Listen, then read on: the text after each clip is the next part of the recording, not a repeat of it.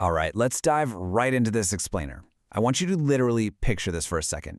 Imagine the sudden, jolting reality of stepping off a train between the years 1896 and 1914. You've left absolutely everything you know behind, and you are standing in the vast, unknown, and freezing Canadian wilderness.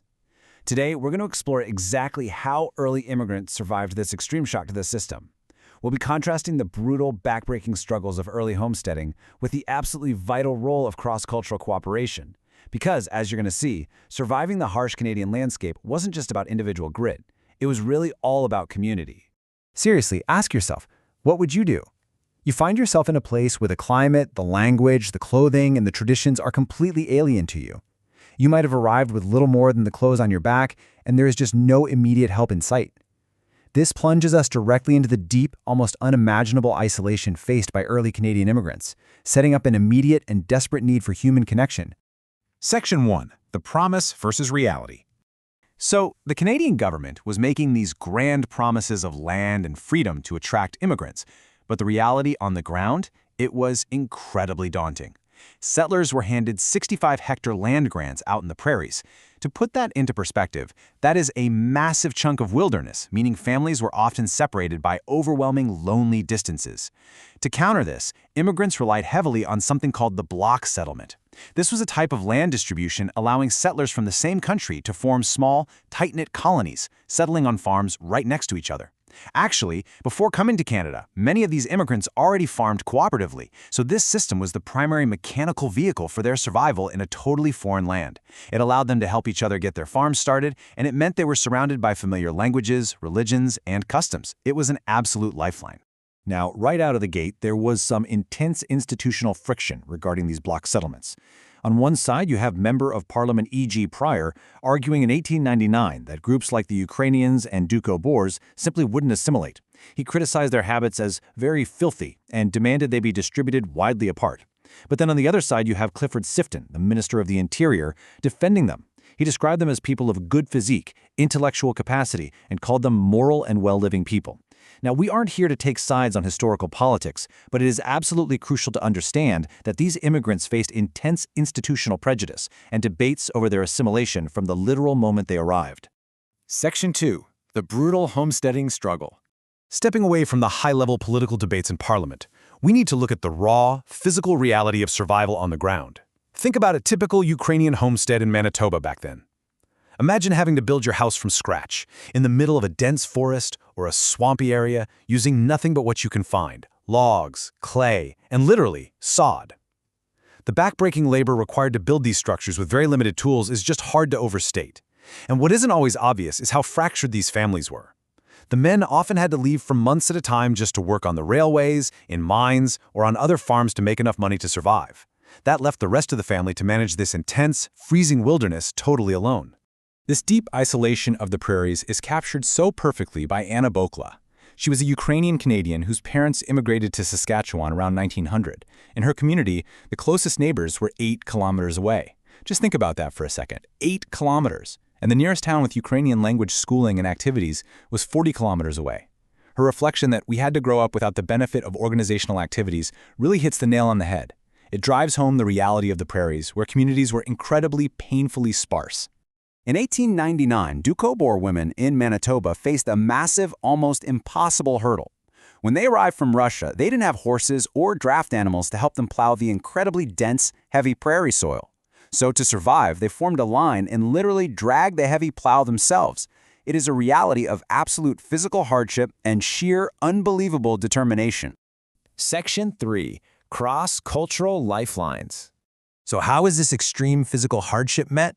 Well, it was met with profound, life-saving cross-cultural cooperation. An incredible moment of intervention took place in Saskatchewan in 1909. A Cree farmer named Jim Greyeyes from the Muskeg Lake Reserve saw the Doukhobor women of the Petrovka settlement pulling that plow all by themselves. And you know what? He didn't just watch, he stepped in. He provided 4 horses and his own worker to help these women turn the soil.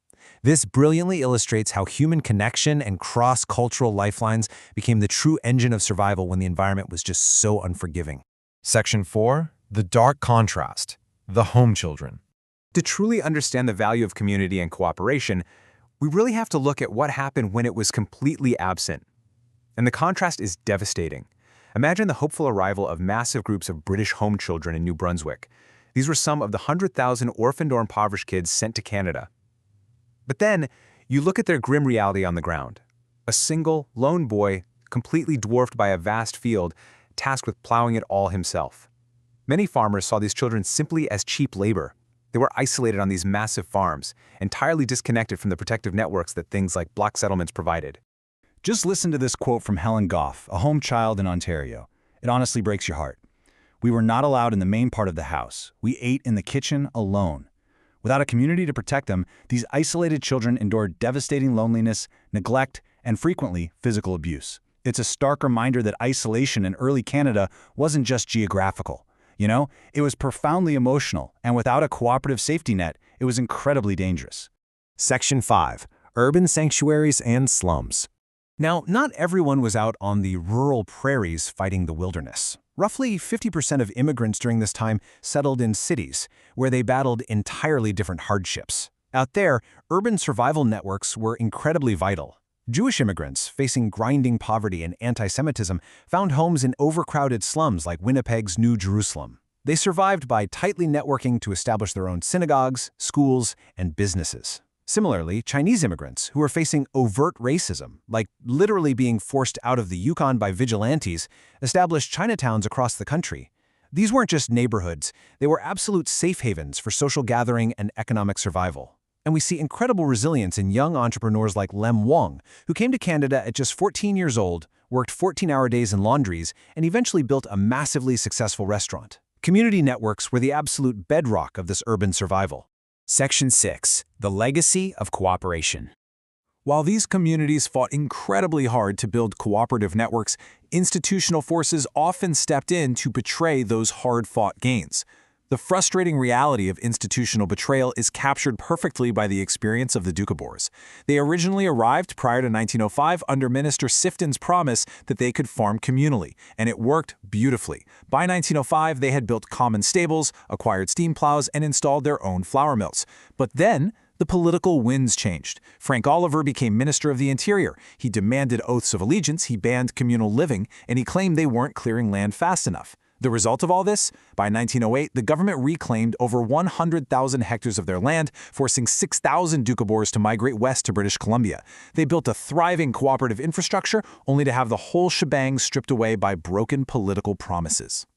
So, after all of this, we're left with a vital question. What really is the significance of cooperation within and between different groups? From the Cree helping the Doukhobors plow the earth to the tight-knit urban sanctuaries of Chinatowns and New Jerusalem, this explainer shows us that human connection was the ultimate, undisputed survival tool in early Canada.